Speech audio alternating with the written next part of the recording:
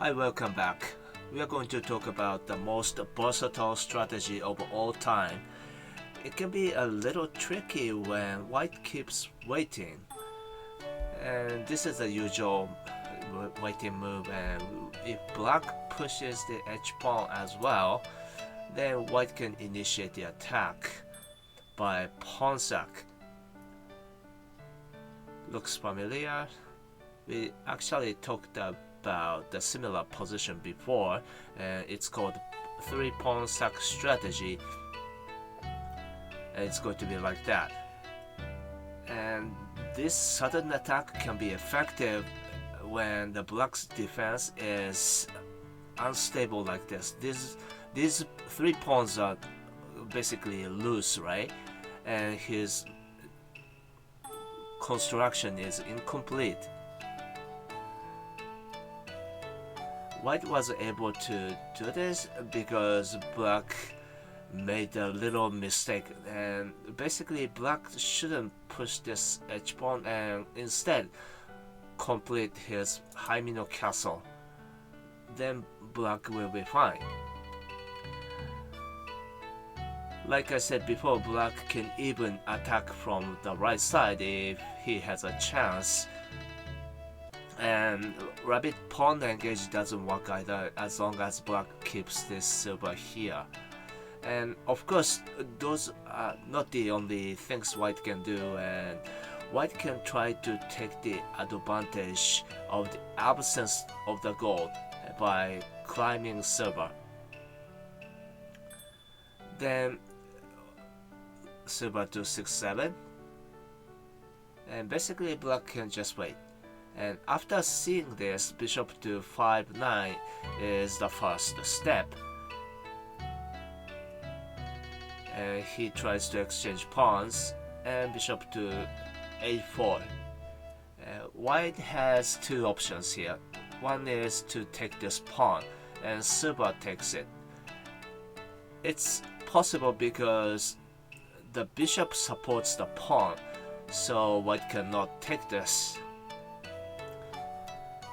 This pawn push is scary, and if silver takes it, of course black is going to lose the rook, and instead black can sacrifice the pawn in order to keep the momentum. White should take this by the bishop. Then black can offer rook trade. If rook trade happens, black will likely to take control because the silver is unstable. And after this, white can drop the rook to 8-8.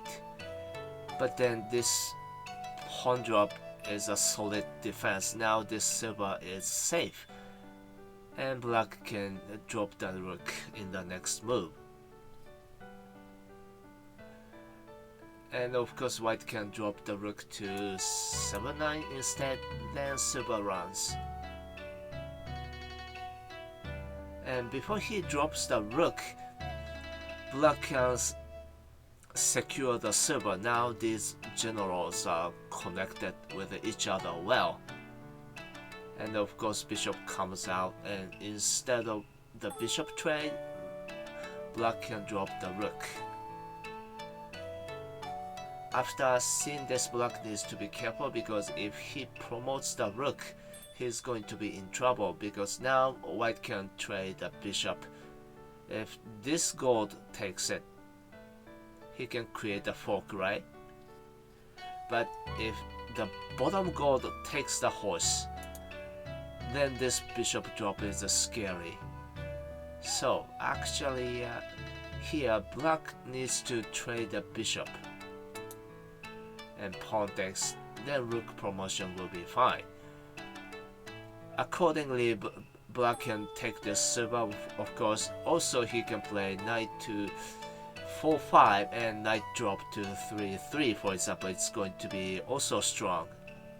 Also this knight can go to the right and attack the edge, so black has more control. And all the way back to this position, this pawn push is also possible. White can do that because now the line is blocked, right? So even if black takes the pawn, the silver is safe. But again, black doesn't simply want to take the pawn, and instead, once again, this pawn push is going to be cool, and bishop takes it, right? And then pawn to 7-5. If white keeps the bishop here, it's going to be easily targeted, and it's going to be an idea of this pawn sack in the first place. So it's more natural to draw the bishop, and then black can put more pressure around the rook. If white blocks it, then silver can come out. If this bishop comes out now, bishop trade can happen, but his offensive pieces are not working well and also unstable. So if bishop trade happens, black will likely to take more control. So white can take this by the pawn, and then black can target it. If he defends like that, then knight to 4-5 is a good one. If silver comes out this way, then this bishop will be blocked, so he can take this, black can take this pawn. But if silver comes this way, black will be able to take this pawn anyway.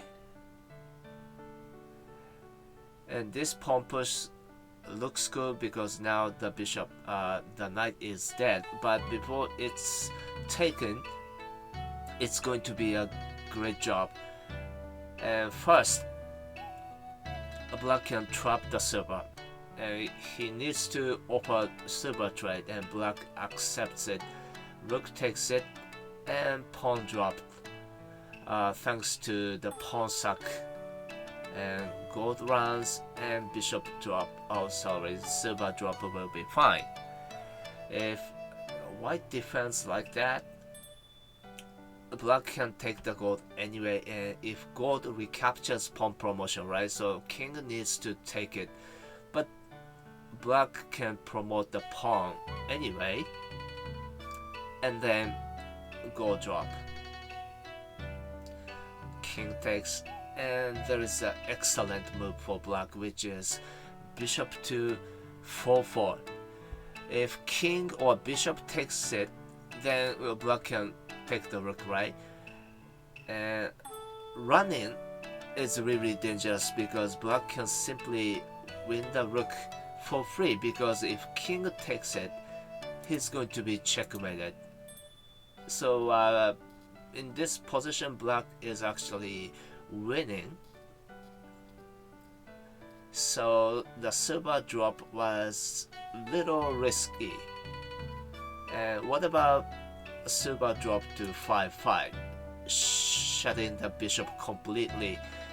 But that's okay, black can still take the gold, and king takes, and gold drop to 5-6.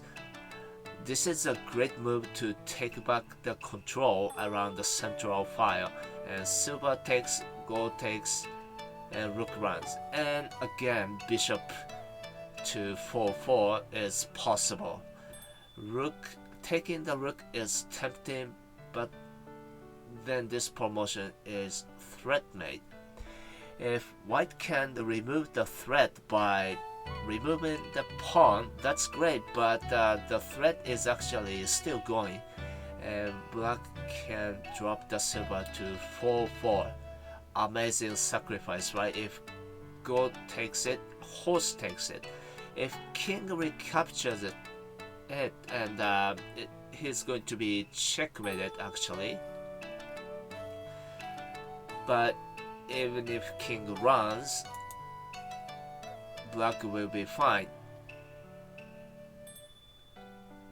and black will be able to remove the dragon. and then black can make a check. It is possible because black tried the silver instead of the knight. If knight promotes here, then black won't be able to play horse to 4-4 after the removing the dragon, right? So it is really important. So in this position, taking the bishop is safer, but black can win the rook, and next rook promotion to 6-3, aiming for the pawn promotion is going to be really strong, and there is no serious threat against black, so black is also winning in this position. People might have a misconception that the defense on the left gets weak because of the absence of the gold, but it actually gives you unique abilities to fight back. And here's key takeaways for you. Never push back the h-pawn on the left. Always complete your defense prior to a battle, and know the right time to draw your bishop. Then you will be good to go. I hope it's been helpful. As always, thanks for watching and see you all next time. Bye.